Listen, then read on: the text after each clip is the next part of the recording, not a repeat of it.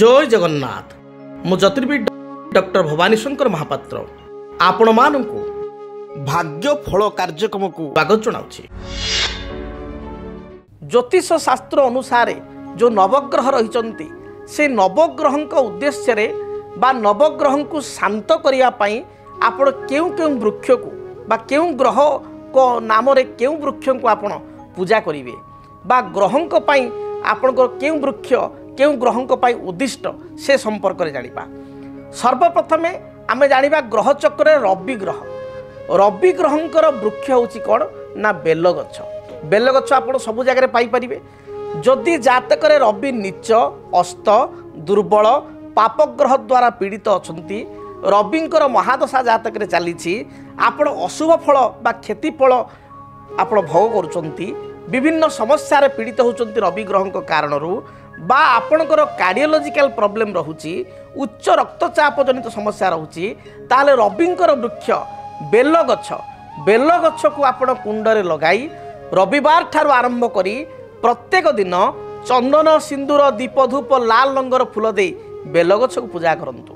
से भली भाव में चंद्रग्रहंकर वृक्ष होचंती क्षीरकोली वृक्ष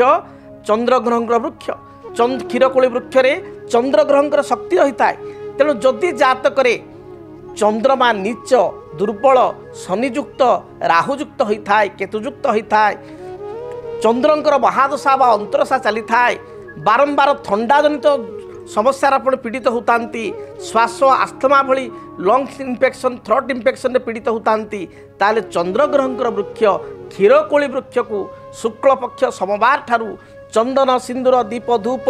एवं आपण धला रंगर फूल दे प्रत्येक सोमवार पूजा करंतु देखिए चंद्र शांत हेबे चंद्र पीड़ारू आपण रक्षा पाई परिबे। से भली मंगल ग्रहंकर वृक्ष होचंती अनंतमूल वृक्ष कई सुगंधी वृक्ष कहितांती। जदि मंगल जातक मंगल दोष रही मंगल दोष कारण विवाह विलंब होता है लग्न रे मंगल द्वितीय मंगल चतुर्थ मंगल सप्तम मंगल अष्टम मंगल द्वादश मंगल रही वैवाहिक जीवन में समस्या सृष्टि करुचंती विवाह रे बाधा सृष्टि करुचंती। मंगल होचंती सरकारी कर्म पई प्रदान करुवा ग्रह मंगल नीच बा अस्त होईची शत्रु ग्रह द्वारा पीड़ित होईची मंगल दशा बा अंतरशा चली ताले मंगल वृक्ष जो कहली अनंतमूल बा सुगंधी वृक्ष को कुंडरे मंगलवार ठारू लगाई चंदन सिंदूर दीप धूप लाल रंगर फूल दे प्रत्येक दिन मंगल ग्रह के उद्देश्य पूजा करंतु देखिए मंगल शुभता मिलिबो शुभ फल प्राप्ति करिवे। से बेले बुध ग्रह जातक जदि दुर्बल थांती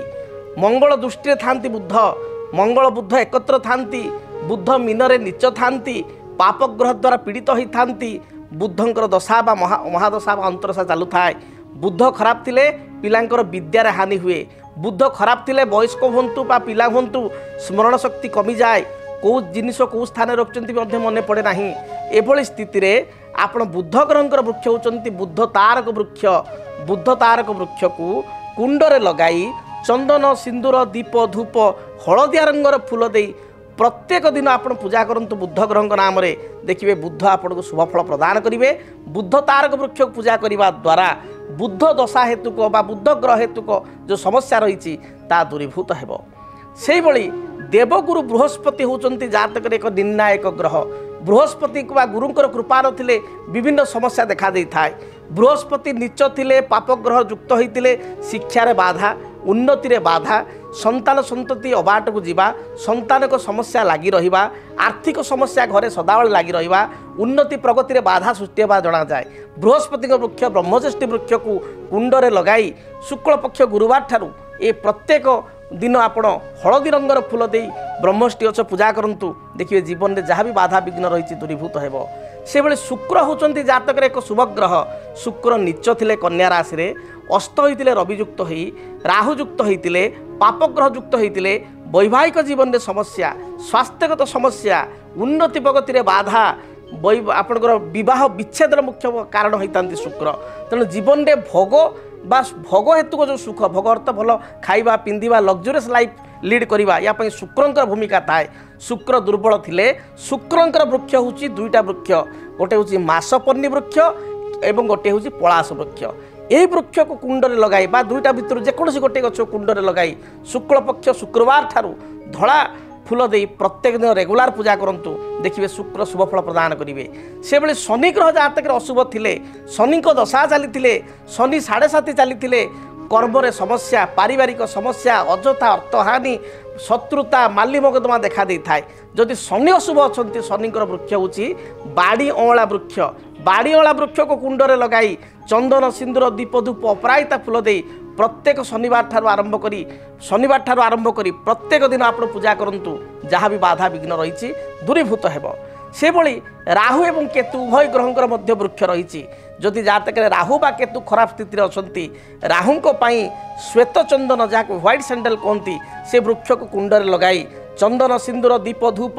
एवं धला रंगर फूल दे शनिवार ठारू प्रत्येक दिन श्वेत चंदन वृक्ष पूजा करंतु केतु अशुभ स्थिति थिले केतुंकर वृक्ष अश्वगंधा वृक्ष कुंडरे लगाई चंदन सिंदूर दीप धूप एवं लाल रंगर फूल दे मंगलवार ठारू प्रत्येक दिन पूजा आरंभ करंतु देखिए आप शुभ फल प्राप्ति करेंगे जो माने रत्न धारण करिवार असमर्थ बा जो माने रत्न विषय जानी पारु नाहंती से माने ए ग्रहंक पई वृक्ष गुडी को पूजा कले ग्रह दशा हेतुक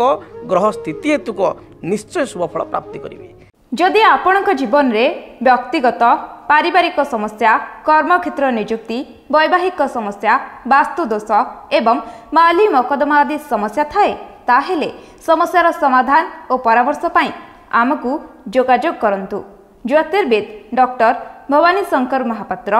Budheshwari colony plot number 26 Bhubaneswar. Phone number 9776833302 9439444924 आमर वेबसाइट www.srijagannathastro.com। डीटीवी ओडिया देखिवा पाई सब्सक्राइब करंतु एवं बेल आइकन को मध्य दबाई दियंतु।